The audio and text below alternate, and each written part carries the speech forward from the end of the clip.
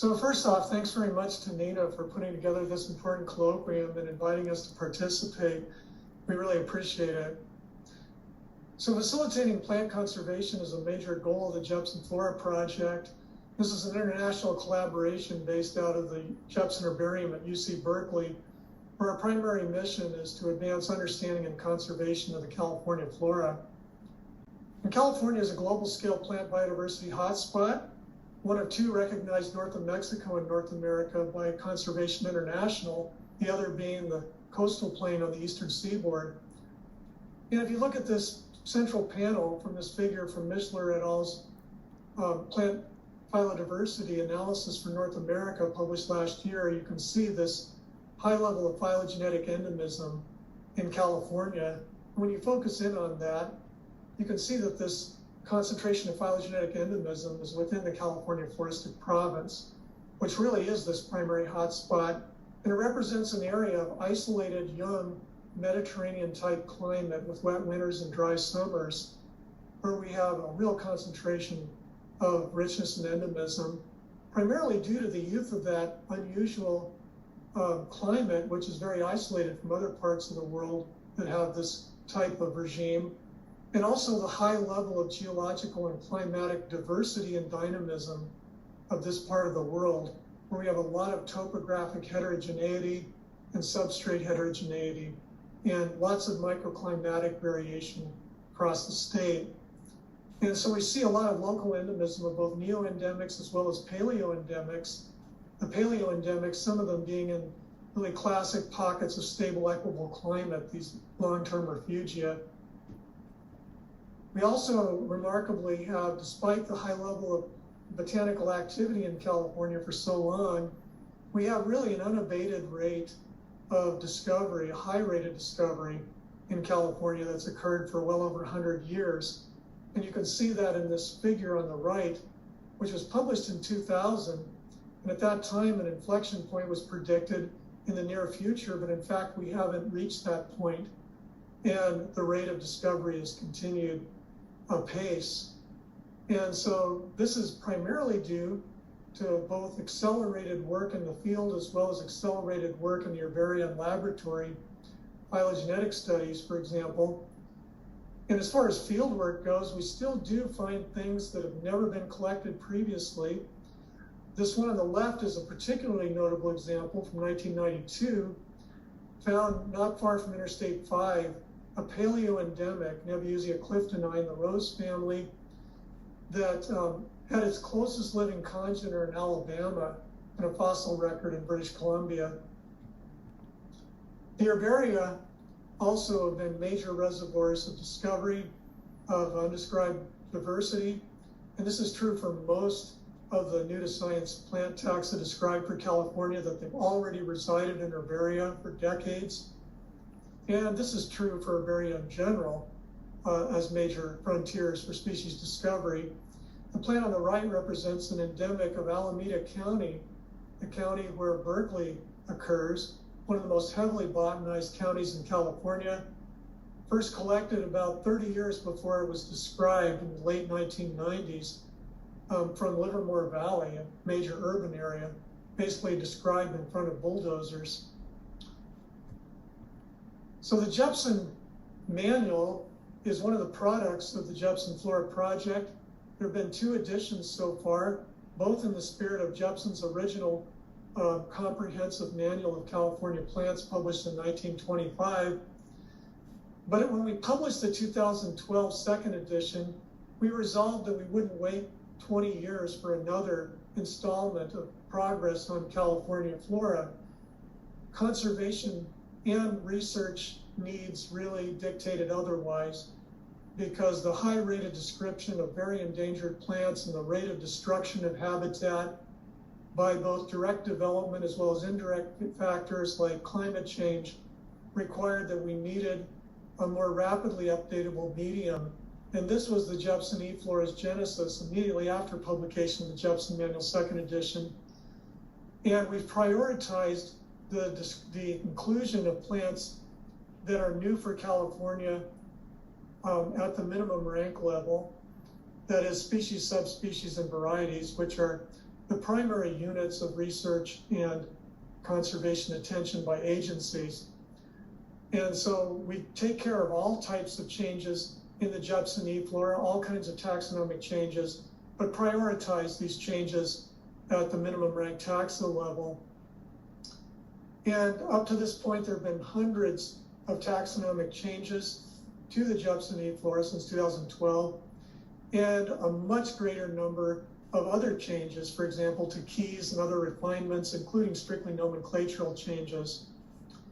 The Jepson videos are another project, a more recently initiated project, producing short vignettes about California's spectacular diversity that has opened the eyes of people outside of the traditional botanical community to California plant diversity as one of our major education mechanisms to try to improve support for conservation of California plants.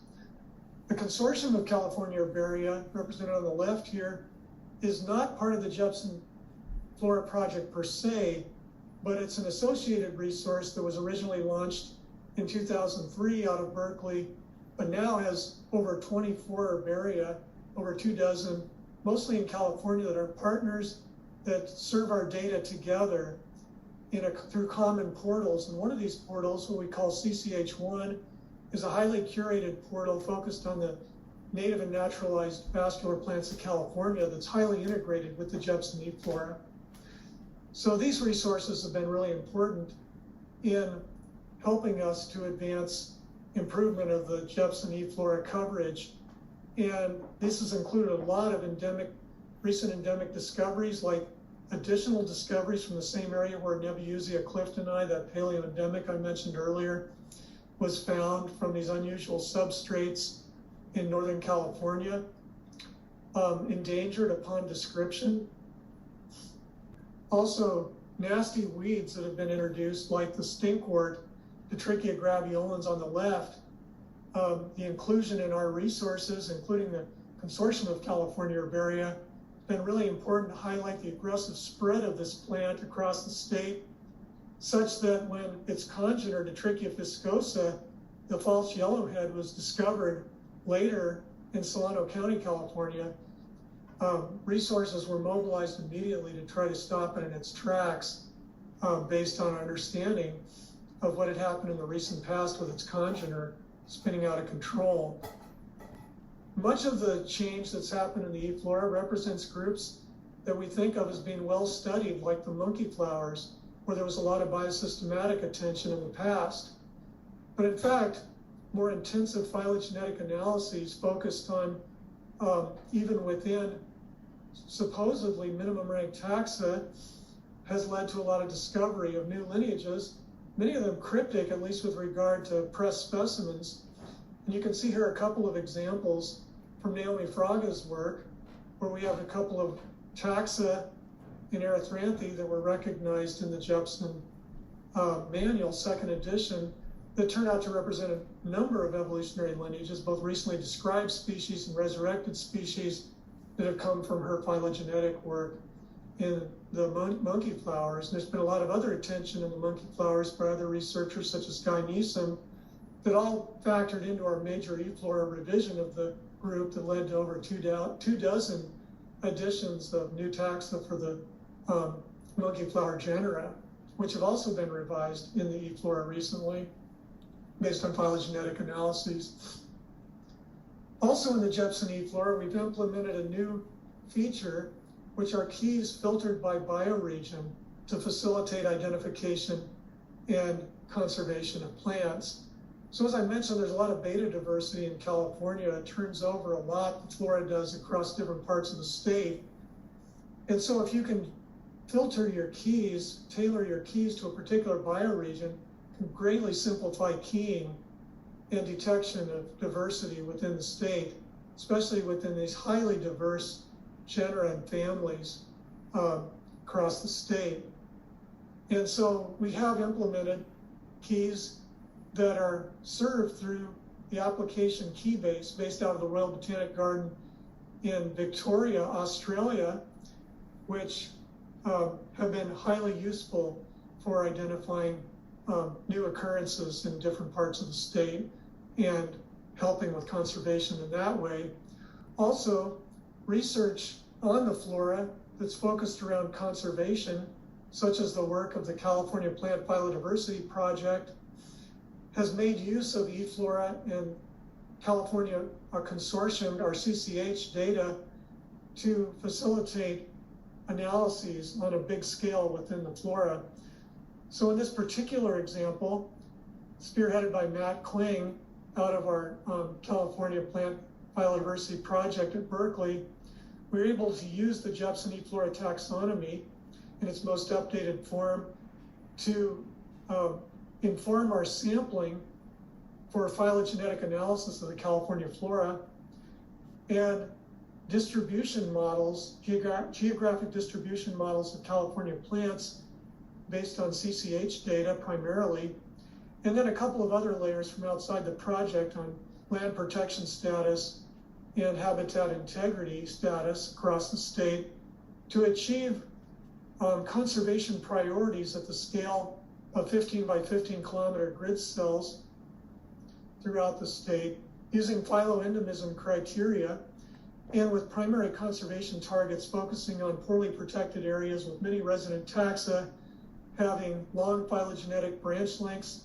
small geographic ranges, and poor protection across their ranges. And through this, we were able to highlight particular areas that needed major acquisition or conservation protection activity, such as the northern Sierra Nevada foothills and the Mount Hamilton range of the Bay Area, where both federal and state agencies now have our information and are involved actually in active negotiations to acquire land protection understandings, at least in parts of the Mount Hamilton range. So this is an important area where the Jepson Flora Project data have been useful. And the California Plant Phytodiversity Atlas is an outcome of this work being served by the Jepson Flora Project, where one can look at different parts of the state and see what parts of the Californian Tree of Life are located there and break this down in great detail. This has been also, we hope, will become a more widely used conservation resource. So in conclusion, California is still a floristic frontier with a lot of discovery still occurring, and therefore a conservation prioritized electronic revision of regional floras, or a regional flora for California at least, is needed to ensure critical biodiversity does not go overlooked after it's described and recognized. And simplified, accurate identification tools are especially important in such highly diverse endangered floras as California's. And the approach we've taken with filtering of keys has been helpful in that regard. And all of this, I hope, brings home the importance that collecting and accessioning specimens remains critical for progress in conservation. For example, higher density of records collected across California can really help to refine our spatial analyses of biodiversity, like the ones I just mentioned. And regional flora projects in general have special value that's difficult to replicate at higher levels, especially with the level of understanding we have now. And they really need funding in perpetuity to promote effective plant conservation, which is an important challenge that we need to embrace as a community. So I just want to thank all of the individuals listed here, the entire California botanical community and herbarium community internationally for help in this project. I want to thank all of you for your attention.